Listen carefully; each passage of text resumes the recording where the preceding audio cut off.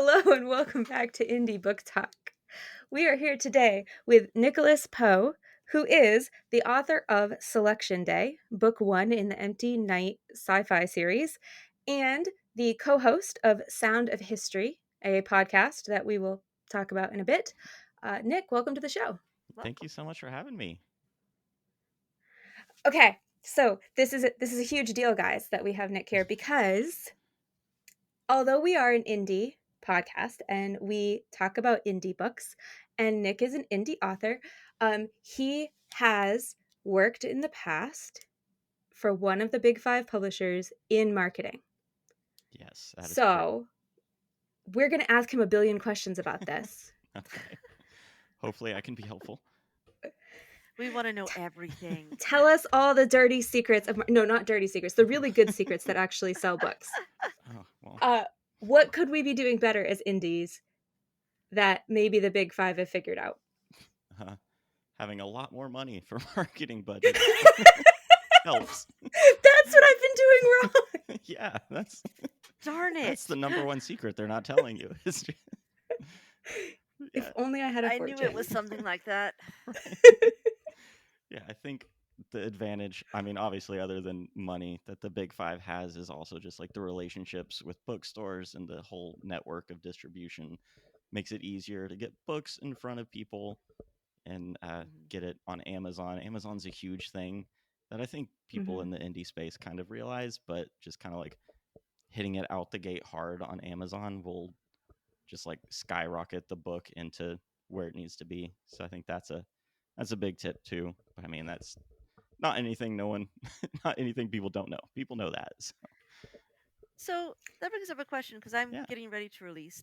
Do you feel, or in your experience, is it good to do a pre release sale to get those numbers up on Amazon, or do you not think that, or do you not know if that causes any difference in the initial sales? I'm actually not sure. In my head, it would make sense to do that, but I can't like point to any like I've done that and it works, but because like I know pre-orders help with the Amazon algorithm, so kind of getting that attention Hmm. in the week up to release and week after really helps bolster it. So I think Okay. anything you can do to kind of drag that up at the beginning is huge. I would tend to agree with that from my own experience too, because the one time of the times that I published on Amazon, the one time that I did do a pre release, I felt like it did sort of carry me like more momentum longer. Right. Um, Whereas the times that I just sort of went, here's a book, it was a little bit. I mean, Surprise! it was a little more than that. I mean, people knew it was coming, but like the times that it was like suddenly on Amazon, I think it did have a different effect or a slower burn, and Sure. less of that like big spike, which can make a difference in the algorithm.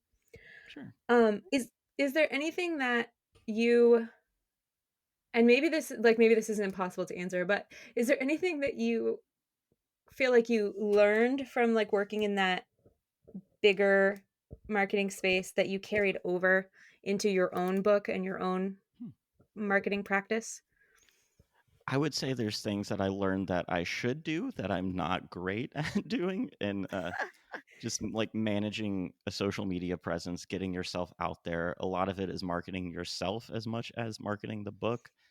And Mhm. people are gonna, especially in the age of like book talk and booktube and all of that fun stuff, it's kind of just about being out there and being on the platforms. And I am very bad at that, even though I work in digital marketing. So you would think I would be good at like managing social media, but I just don't enjoy it. So I'm not on it as much as I Mhm. probably should be.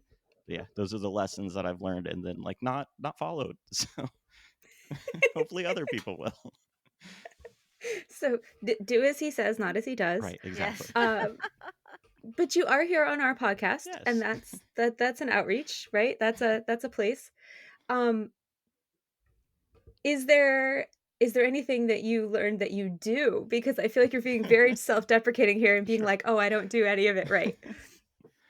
um I get like my experience is largely in ads, like social media ads, digital ads. Okay. So it's kind of hard to do that on like a personal budget. Like Mhm. Mhm.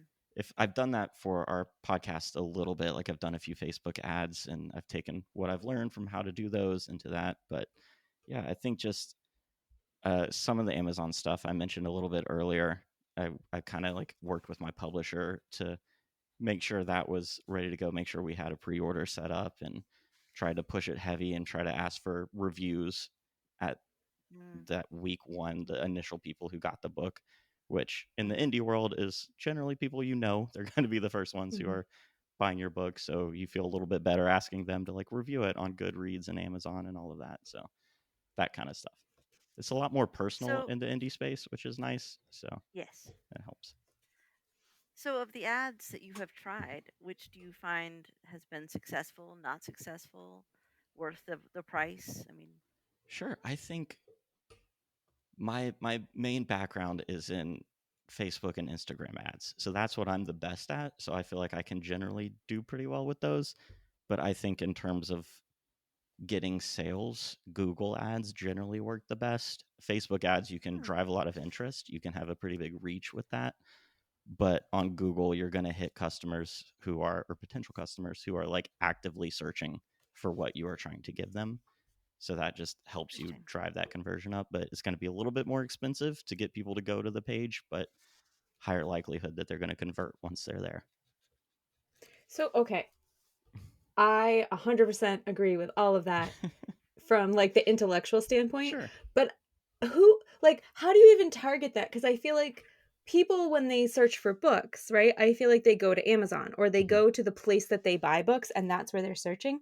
So how are you catching them at the Google stage, um to bring them in to buy your book rather than like Sure. you don't I imagine that it would be, like, really competitive to target, like, best sci-fi novel or something, Yeah. right? So, Yeah. how do you even do that? It helps to get very niche. So plugging my own book. It's a sci-fi AI book. It's about an AI. So I would use those kind of as keywords. There might not be as Mm, many sci-fi books like that. Mm, Or even there's a customer base that specifically looks to support indie authors. So including mhm, indie or independent in your keywords. It's just there's also good keyword generator tools you can use, and they kind of show you the search volume. And a general best practice is to not go to the high end unless you mhm. have $1 million, which I'm guessing most of us don't. right. So Yeah. kind of hit that like mid to lower range and use like broad match and just kind of make it easier for the people who aren't looking for a specific book. They're just, Hmm. I'd really like to read a sci-fi book right now. I wonder what's out there. Then they just Google sci-fi books and try and get your book out there. Hmm. Okay. I have to say I've actually done that before, so that Oh, makes nice. sense. Like I could be like cozy mysteries with horses. There we go. There, yeah. That feels pretty niche. That's probably a good one. Okay, this is cool because this is not the direction I thought we were going, and I like it. Yeah. So, because Google Ads is not something that I feel like gets talked about a lot Mhm. in indie spaces. We get a lot about, oh, well, maybe if you have money, you can advertise on Amazon, or if you have money, you might try to do like boost a post on Facebook or something. But I feel like Google feels like this black box to people. Sure. Do you have any It's just thoughts so on like, large. Right. yeah, Mhm. yeah. Do you have any thoughts on where people could, and maybe you know all this stuff and so you don't have a good resource, but do you have any thoughts on like where people could look if they wanted to learn more about Google Ads and feel like it wasn't such a black box? Sure. Yeah. I mean, the good news about it is that people who are good at running Google ads are normally pretty good at search engine optimization as well. So the blogs are going to be like front page when you Google how to run Google ads, and a couple good ones That like makes sense. Sprout Social, Hootsuite, those kind of companies have really good uh, just bloggers who kind of write about it. There's another one that I'm blanking on. I just have like a bookmark bar on my work computer with all the blogs, so I don't have to pay attention to their names. I just click on it. But Exactly. yeah, That's what they're technology's for. right. They're Yeah. pretty readily available if you Google them. So basically, if you want to learn about Google, Use use Google. Google. Yeah. But Exactly. Just Google it. this is obvious. I don't know why I even Right. asked the question. But the good news is Okay. the Amazon advertising platform is very similar to the Google one in terms of like how you set up campaigns. So if you're already doing the Amazon, it's kind of like it's a jump, but it's a pretty like easier jump into the Google Ads space. That's good to know. Yeah. Okay. So I don't want to spend all of our time talking about ads, although I think we probably could. I also have another burning question, though. Sure. You mentioned your publisher a minute ago. Yes. We have established you used to work for the Big Five, Still one of do the Big currently, Five. We will. but yeah. Okay, so you do. Yes. So, but your publisher is not It is not. No. of the Big Five. So, who is your publisher? Is question one. Right. Novo Press. They are based out of Nashville, which is where I'm from, and they're small, independent, like relatively new. I think mine was the second full book that they actually published. So Wow. Okay. yeah, Cool. it's been really So interesting what seeing made the you dichotomy of like Big Five publisher and then this like second book publisher. So go that route? yeah, That's the burning question. Thank you. yeah. I I think I was having a really hard time trying to break into the traditional publishing market as an author, and um, it's still a goal. Like I would still like to get there. A lot of people are very happy indie publishing, and that's wonderful because it's a great space, and I hope it continues to grow. But my goal has always kind of been traditional publishing, and I never really thought about indie publishing, and I was just kind of like browsing, I think Reddit, and I saw someone named De Novo Press comment about how they like had this idea and goal to try and publish these stories from debut authors who like are making great stories and are overlooked. And I was like, oh, that's interesting. So I clicked on their profile and found out they were in my hometown. And I was like, oh, that's really interesting. So I bought the book that they had already published and ended up really enjoying it and thinking like, okay, this might be like a good fit for the kind of stories that I like to tell. And just submitted a query to them, and then they reached out, and we've been working together. I love that. I Yeah. love that coming together of like the local community to create a book. That's Yeah. so cool. Okay. Um what you touched on that there are some differences Mhm. that you're seeing in how this works. So what are the ones that really kind of stuck out to you as like, "Ooh, that's not what I was expecting." Sure. I think it's been a lot a lot slower of a process than what I was maybe expecting. Which makes sense. It's a small publisher; they have to do everything themselves, and also Mm-hmm. second book, they're kind of establishing their routines and their processes. So like I'm used to things being very systematized and like this happens then and then this happens and then we get a cover and we do this where it was kind of like a little bit more fluid, a little bit more flexible, which is nice because we could change things on the fly, which you can't do with Mm-hmm. the Big Five. So that was cool. And then having a lot more input into like cover design and direction Mm-hmm. and the marketing copy on the back, and then like what kind of brand we wanted to build around it. Having like input into that was really nice, which happens a little bit at the publisher, like the big publisher level, but not quite to the same extent. And then I think just the community aspect is way different. I think with indie publishing, you have the opportunity to build a community and be very like hands-on with people who have read your book, which is really nice and really fun. With a big publisher, you kind of the authors feel a little bit more like aloof and like, Mhm. there's Mm-hmm. thousands of people who have read this. I can't talk to all of you. Whereas like I feel like I probably could talk to everyone who's read my book, which is fun. I'm pretty sure I So have talked to everyone Yeah. who's read my book. It's a goal. If you've ever read one of my books and we've never talked, send me an email. I will answer you. so now that you've done the indie publishing, is your goal still to go to traditional publishing, or do you feel that this is more of a fit for you? Yeah, I think I would. I don't know if it's possible, but I think ideally I would like to do a mix because I do really love the indie aspect of it, but I also like I guess working in a big five publisher, I recognize that there are people who are better than me at certain things. And so like having to do everything myself, I know I'm going to drop the ball on some stuff. I know I'm not going to do something well that I should be doing. So being able to be with a big five that like has that capability and can push the story out more, I think that would be nice. So yeah, I think I would like to do a little bit of a mix if that's possible. I don't know if it is, but yeah. Well, there's lots of companies out there that do kind of the heavy lifting for you on some of these things. So Yeah. we've talked to many people that have done that, like Awesome. a mix of the two. So definitely possible. Awesome. Cool.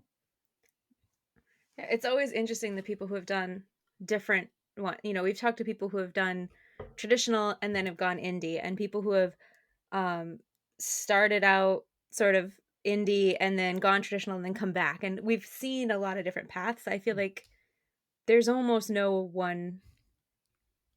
There's nothing that you can say. Oh no, there's absolutely no way you can do that, right? Right. There's mix is always possible. Yeah. Which is great fun. It's always nice to know. Yeah. So the books that we're talking about here is the first book is Selection Day. Yes. We mentioned that was book 1 of the Empty Night series. So do you have, I assume there's at least a book 2. How big is this series going to be? What are your thoughts on that? Yeah, it's originally conceptualized as a trilogy. The second book I have written, it's with the publisher, so they're reviewing it. I'm sure there's going to be rewrites and edits and stuff. But yeah, so that one's finished. And then one more that I haven't started yet. And then maybe there will be like spin-offs or something, but I think the 3 will be like the main arc of it. Okay. Yeah. So everybody has to buy Selection Day, read it, leave awesome reviews so that Nick can be one of those people who makes the jump Right. to traditional publishing so that he can then report back to us on how that worked out and whether he really liked it. This is Yeah. very self-serving. Help him Help to us. help us to help you. That's Yeah. that's what I'm I saying. mean, We I'll all I'll win. take that deal. It sounds great to me. Yeah. So you write sci-fi, at least this book is sci-fi, Mhm. but your podcast is called Sound of History. Yes. Explain to me how all of that connects, or if it does. It actually doesn't really connect at all. The podcast is kind of Okay. like a separate passion project. I've always loved podcasts, and I've also always loved music history. So I was just kind of like, Oh, music history. Okay. yeah, I was looking through like music history podcasts, and there's a lot of really great ones that kind of go in depth into a band or a genre or an artist. But there wasn't one that I was looking for where it was just kind of like episodically through all of music history, almost like you were in Nice. a classroom. And I've always kind of had the attitude that if you really want to listen to or watch or read something and it doesn't exist, then make it. So I decided I might as well just make that podcast. But then I realized I probably wasn't interesting enough to just sit at a microphone and talk about music history and have people listen. So I brought in my wife, who doesn't know anything about music history and doesn't really care to know anything about music history. And I'm just kind of teaching it to her and seeing Whether whatever, she likes it or not. right, seeing whatever comments she makes. So yeah. I thought when I heard the name Sound of History, I really wanted it to be just like this is the sound of a 1937 zipper, right? Like Just like I think it's probably better that it's not that, but that was where my mind went just at like first. little 10-second episodes of sound effect. Yeah, like like those videos on YouTube that teach Yeah. you how to pronounce words, right? It's like this is the sound of glasses clinking together in a jazz club in 1920. Anyway, That would be if great. people want to listen to your podcast that is absolutely not about random sounds from history, but is in fact a much more informative podcast about music theory and history, and or they want to read your books and promote this idea of making you um, just irresistible to traditional publishing houses, Or they where just can want to they chat with you. or they just want to chat with you and be Yeah, of those people who have read your book and also talk to you, where can absolutely. they find you on the internets? Sure. So the best place is my website, nicholaspoe.com. Poe like Edgar Allan.